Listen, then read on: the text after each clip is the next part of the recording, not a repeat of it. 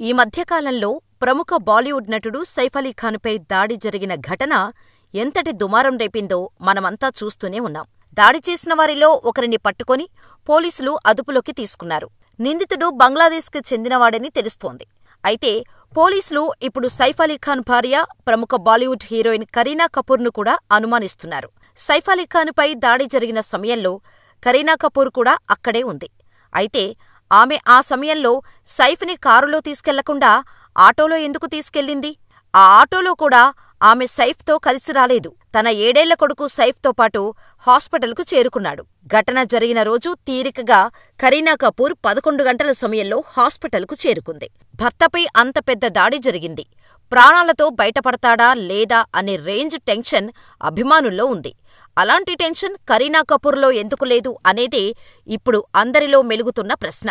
అంతేకాకుండా గదిలో నిందితుడు షరీఫుల్ను దాడి సమయంలో బంధించారు. బంధించినప్పటికీ కూడా అతను ఆ గది నుండి తప్పించుకున్నాడు. ఇదెలా సాధ్యపడింది? ఇంట్లో వాళ్లు వదిలితే తప్ప అతను బయటకు వెళ్లే స్కోప్ కూడా లేదు.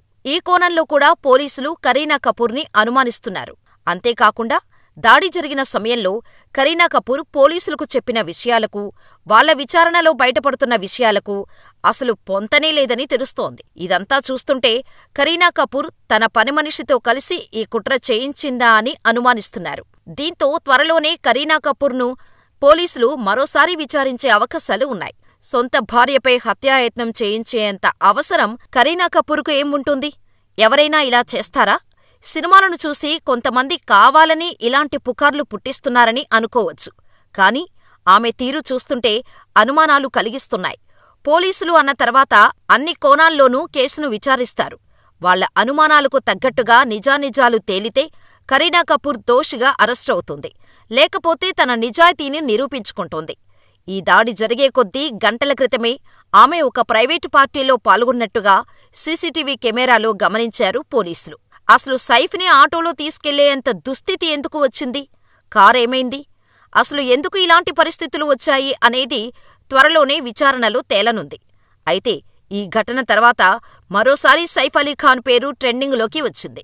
కారణం, మధ్యప్రదేశ్ ప్రభుత్వం ఆయన కుటుంబానికి చెందిన 15,000 కోట్ల రూపాయల విలువ చేసే ఆస్తులను జప్తు చేయబోతుండటమే. ఇక పూర్తి వివరాల్లోకి వెళ్తే మధ్యప్రదేశ్ రాజధాని భోపాల్లోని 15,000 కోట్ల రూపాయల విలువగల ఫ్లాగ్ హౌస్ని ప్రభుత్వం స్వాధీనపరుచుకోబోతోంది. ఇప్పటికే రాజధాని భోపాల్లో సైఫ్ అలీ ఖాన్ కుటుంబానికి 1,000 కోట్ల రూపాయలకు పైగా ఆస్తులు ఉన్నాయి.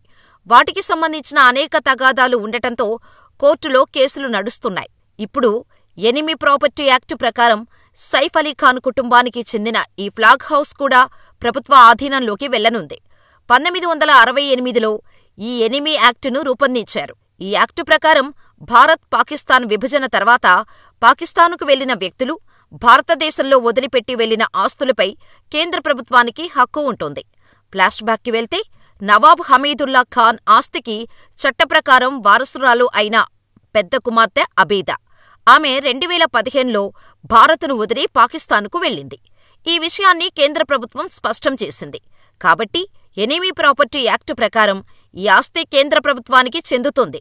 అయితే నవాబ్దు 2వ కుమార్తె సాజిద్ సుల్తాన్ వారసులు సైఫ్ అలీ ఖాన్, షర్మిలా ఠాగూర్లు ఈ ఆస్తిపై తమకు హక్కు ఉందని కోర్టులో దావా వేశారు. దీనిపై త్వరలోనే కోర్టు నుండి సంచలన తీర్పు రానుంది.